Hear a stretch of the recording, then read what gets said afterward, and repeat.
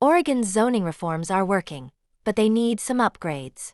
6 years after a monumental rezone, Governor Kotek's HB 2138 will fill the gaps to more fully legalize starter homes. Almost 6 years after Oregon became the first state to re-legalize duplexes, fourplexes, and cottage clusters throughout urban areas, the effects have arrived. From Gresham to Grants Pass, permits are being pulled, roof beams are rising, and first-time homebuyers are signing their closing papers. Policymakers in Oregon and elsewhere, meanwhile, have their own opportunity, learning lessons. Oregon's 2019 state-level reform to low-density zoning turned out to be the leading edge of a wave that has since rolled to California, Maine, Vermont, Arizona, Washington, and Montana, with various cities initiating similar reforms in their own right. But through it all, some sympathetic analysts have asked, is this reform actually worth the trouble? Is the juice worth the squeeze? And if it is, which details do we need to worry about getting right? Well, the proof is in the permits. Oregon cities are now several years past the state's deadline for legalizing so-called middle housing. And though it's still too soon to say exactly how big a deal these smaller home options will prove to be over the long term, the data suggests they do have potential. Most notably, within 3 years of legalization in Portland, they accounted for 26% of new residential units approved there. Another lesson, the finer details of zoning reform definitely seem to matter. As Oregon lawmakers consider a new law, House Bill 2138, that would build on the state's 2019 bill, here are some of the takeaways so far from the outcomes of the first one.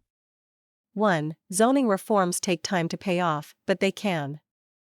In a thoughtful 2024 Law Review article, housing advocate Brian Connolly succinctly named one of the key structural roadblocks to middle housing getting built, the absence of a middle housing building industry.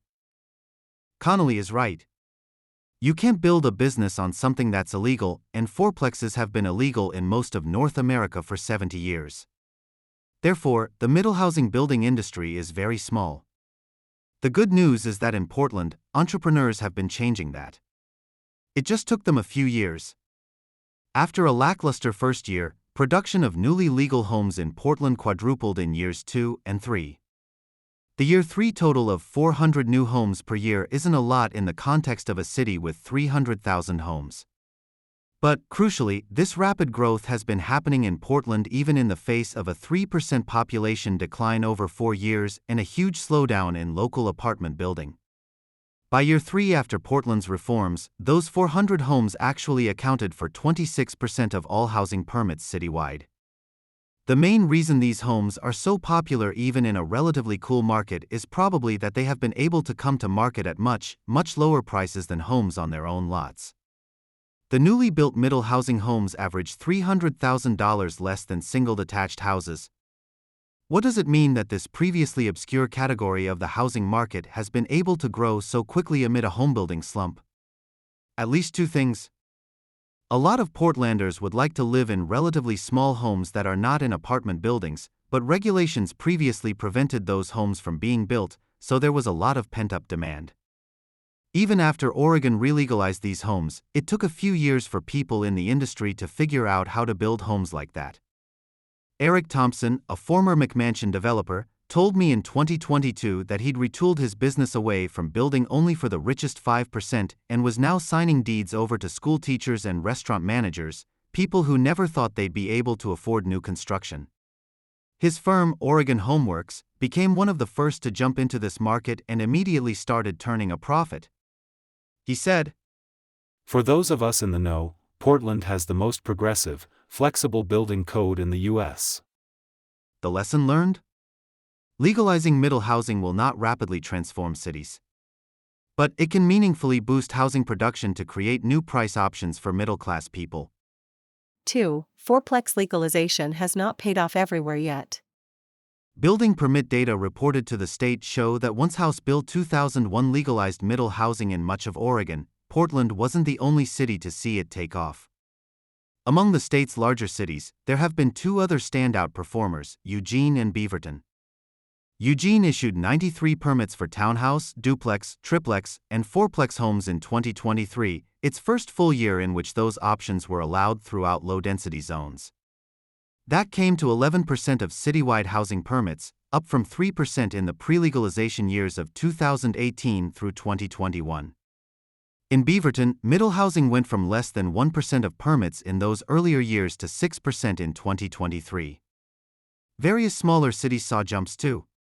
In Kaiser, population 39,152, those for middle housing types went from 9% to 42% of permits. In Troutdale, 15,749, from 17% to 47%. In Lebanon, 19,950, from 16% to 41%. However, that wasn't the case everywhere. As the Oregonian reported in March, drawing on this data set and method Sightline developed for assessing the effects of HB 2001, many cities actually reported 2 to 4plexes and townhome permits dropping as a share of total permits in the first calendar year after they complied with HB 2001.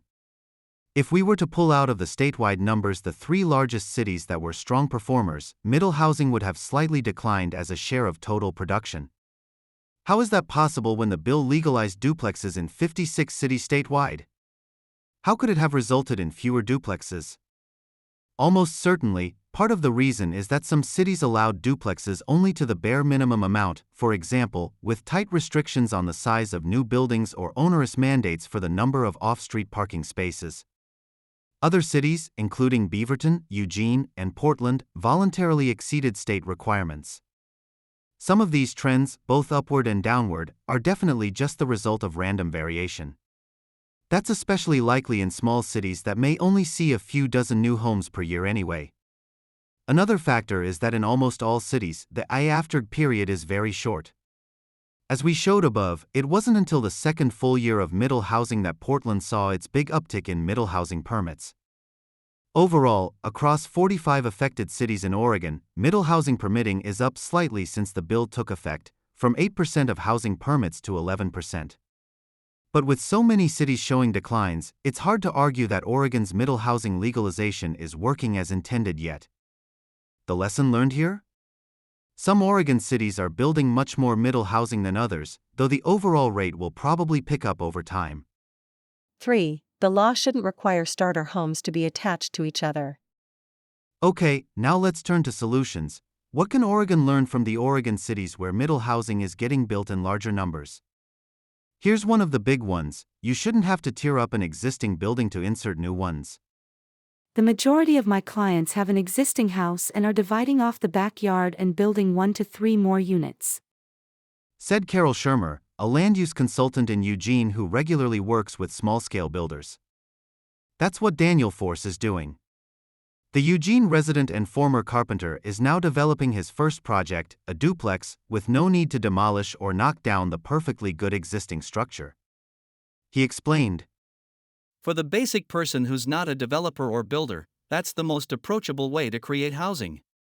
There's so many lots around here, too, where it was built in the 50s and the yard is as big as the footprint of the house and driveway. Though Eugene and Beaverton are two of the many Oregon cities that make this option relatively simple, others, including Portland, Lake Oswego, Tigard, Wilsonville, Kaiser, and Coos Bay don't.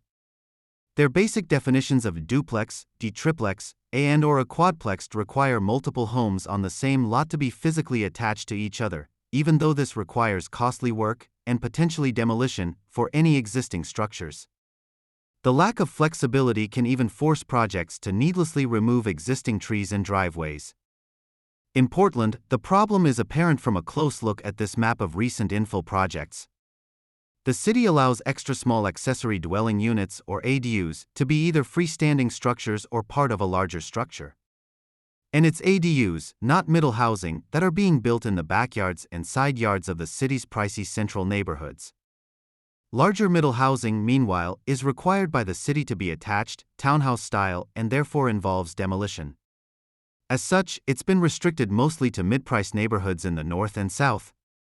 In Portland, cottage clusters offer an alternative to ADUs as a path to building homes that don't share walls. As time has gone by, those have become increasingly popular among builders. By the first 6 months of 2024, cottages in clusters outnumbered attached homes in duplexes, triplexes, and fourplexes for the first time. But cottage clusters have the opposite constraint: current state law bans them from being attached to each other, making them harder to fit on shared lots. HB 21-38, Governor Tina Kotek's follow-up infill bill, would solve both of these problems at once by allowing all middle housing options to be either attached or detached, in any combination. Our takeaway? Letting small homes be either attached or detached preserves existing structures, saves money, and boosts homebuilding. 4. The path to more mid-size homes, let buildings be larger. Another thing that separates less productive zoning reforms from more productive ones: maximum building size allowances. The big difference between Minneapolis's 2020 triplex legalization, spurring 107 homes from 2020 to mid-2023, and Portland's 2021 fourplex legalization, 823 homes from mid-2021 to mid-2024, wasn't just the right to build that fourth unit. It was also that Portland allowed new triplex and fourplex buildings to be larger than Minneapolis did. Under Minneapolis's rules, homes in a triplex on a standard lot could average no more than 833 square feet, barely enough for a second bedroom after you make room for the inevitable staircase. The same home in a new Portland triplex could be up to 40% larger. Add a fourth unit, and the new Portland building could be up to 60% larger. Because people are willing to pay more money for a larger home, that additional size made more Portland lots developable. And that additional indoor space allowed Portland fourplexes to hit a niche that nothing else in the market had previously been filling: two-bedroom homes with their own roofs, front porches, and modest yards. According to a city study, those projects have accounted for the vast majority of Portland's low-density infill so far. In Eugene, building size is less tightly regulated. A 5,000 square foot lot in its standard low-density zone allows up to 4 homes of up to 1,500 square feet each. Shermer, the land use consultant there, said that's more than most such projects bother to use. Eugene's code includes a small size incentive for 2-4 home projects relative to one-home projects, but not nearly as much as the codes in Portland and Beaverton. Portland and Beaverton inserted steeply sliding size limits into their code in a deliberate attempt to steer builders toward projects with more, smaller homes. But Eugene's experience shows that major size incentives may not be important, as long as the maximum building size is large enough. Since Eugene's code reform, single-detached housing construction is down 73% there as a share of total homebuilding, essentially the same as Portland's 75% drop and much larger than Beaverton's 26% drop, even though Beaverton had, like Portland, deliberately tilted its code against one-unit projects. Ken Kinoshita, a Salem-based middle housing developer, said that as long as the maximum square footage on a site is large enough, developers' incentive in relatively desirable areas is generally to create more homes rather than bigger homes. If you have a 3,000 square foot home and you're adding 30 square feet, you don't notice that. But if you have 830 and you turn that to 860, that might make the difference between a 1.5 bedroom unit to a true 2-bedroom unit. Kinoshita is nearing completion of 24-plex homes in northeast Portland. He said building size was so precious that out of a 1-acre parcel, the project came within 15 or 20 square feet of the regulatory maximum in all 5 structures. That lesson about the importance of size is also embedded in HB 21-38. The bill would give affordable and accessible housing a leg up by legalizing up to 6 homes on all fourplex lots if at least one home meets price or accessibility standards. But, crucially, the bill also offers a commensurate increases to building size and footprint. Our fourth lesson learned? Don't just legalize more homes in theory, allow buildings to be big enough for more homes to actually exist. Almost everything is being built for sale, not rental. Some of Oregon's new townhomes are technically condos, with some of the surrounding land, such as a front walkway or a garbage area, owned in common. Others are subdivisions, completely separated into a few private lots. But almost all of them are owner-occupied. One of the few exceptions is actually the building that may have been the very first in the state to have been legalized by HB 2001, a triplex at Southeast 75th and Burnside, in Portland's Montevilla neighborhood. Its developer and general contractor, Kim Wiebke, told me in a 2022 interview that in retrospect, maybe they should have built it for sale. She said that her business partner and husband, Brian Wiebke, was spending too many hours schlepping around town to look after their scattered properties. It doesn't make sense here for him, who should be making 100 an hour because he's such a good carpenter, to go and literally check on a mousetrap at somebody's house. She said. But when you're a landlord, she said. This is the nature of the relationship. Weeb told me they were making it work. But their experience makes it pretty easy to see why most developers are opting to build middle housing for sale rather than for rental.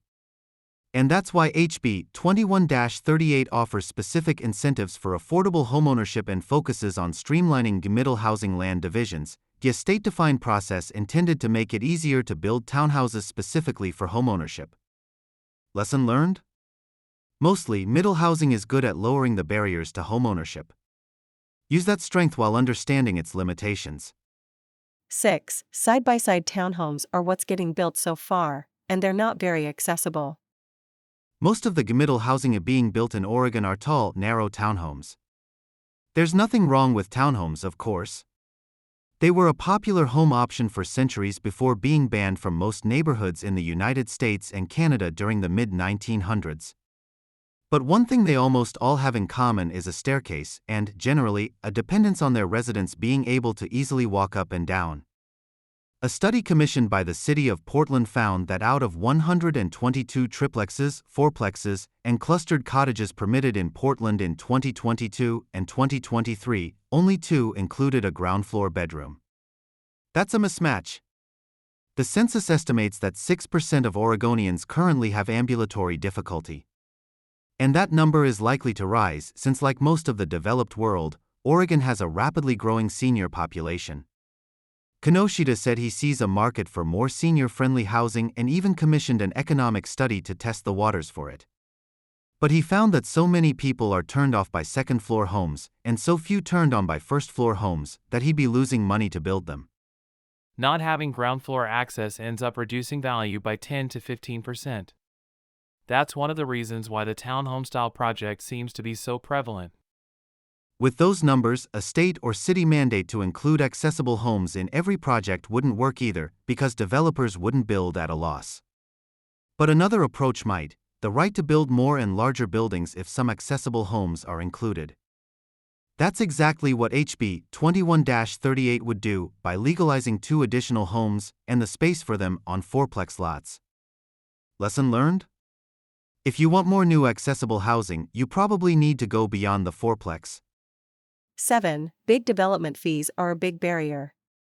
One of the reasons Portland issued permits for so many small homes in 2022 and 2023 is that it exempted hundreds of them from tens of thousands of dollars each in development fees. These System Development Charges, SDCs, are intended to pay for public infrastructure related to housing growth, everything from pipes to parks. But although the state doesn't require them to be levied as a flat fee per home, for example, transportation or stormwater-related fees could legally be charged per parking space, they usually are. This makes many SDCs regressive, putting bigger cost burdens on smaller homes. In those years, Portland's SDCs added up to more than $20,000 per small home, something like 5% of the hard cost of building a 1,000-square-foot home. Portland had long waived SDCs for homes sold to and affordable to people with incomes below the local median income for a family of 4, which in 2023 was $114,400. If a developer could keep their sale price below $455,000, the city considered it affordable to such a family and therefore eligible for an SDC waiver worth more than $20,000. For big oneplexes built before 2021, that sale price wouldn't have been possible. Data from the city's recent middle housing report shows the result: a big surge of applications for SDC waivers for projects in low-density zones. The program was so important to making these projects viable that after interest rates rose quickly in 2023, townhouse developers persuaded Portland's City Council to temporarily loosen the eligibility thresholds, allowing sale prices up to 20% higher to qualify for fee breaks, too. Fee breaks like these may seem icky to people worried about a city's fiscal health. But they reflect something important: flat fees are an especially big deal for small homes. That's extra true for small detached homes, which appeal to many buyers and are legal in many middle housing codes, see number 3, but are treated by many cities as identical to large detached homes. Portland's SDC fees are less regressive than in some cities because they are somewhat lower for smaller homes. The same is true in other relatively high-performing cities like Eugene and Lake Oswego. Some lower-performing cities like Tigard, Salem, and Gresham differentiate between attached and detached homes, but don't scale fees by home size. HB 21-38 includes a fix for this problem too. It wouldn't directly override local development fees, too controversial, but it would empower the state land use agency to create a model of fee schedule for SDCs, with particular emphasis on increasing housing production, availability and affordability, especially that of middle housing, accessory dwelling units and single-room occupancies. A schedule like that would be likely to scale by home size and might also become a safe harbor that cities could legally adopt without the need for an expensive custom study. In that scenario, it's likely that many cities would switch to the state's less regressive fee schedule. Our final lesson learned? If you use fees on new homes to pay for infrastructure, set them lower for smaller homes or risk getting none at all. Oregon cities have been laboratories for better land use. The word innovative is a cliché in housing policy. Sometimes it's apt, like the time a few years ago when Oregon helped rewrite United States building codes to allow buildings made of superglued wood panels. That was awesome. But duplexes, triplexes, fourplexes, and cottages aren't actually new or complicated. They're just old, simple, good ideas that happen to be banned from most urban land for a while. As Oregon and other states re-legalize them, there's no need to overthink things. Oregon's delightfully simple duplex model code, written in 2020, is just 3 pages of text and 3 pages of pictures. That said, societies are complicated, and different people are different. As a result, democracy is messy, and the process of re-legalizing housing can get messy too. Dozens of Oregon cities worked in good faith to implement Oregon's 2019 law, and there were a lot of details to work out. If all this experimentation resulted in some local codes working better than others, that's fine. In fact, it's healthy as long as Oregon's next step is to successfully learn from all its experiments.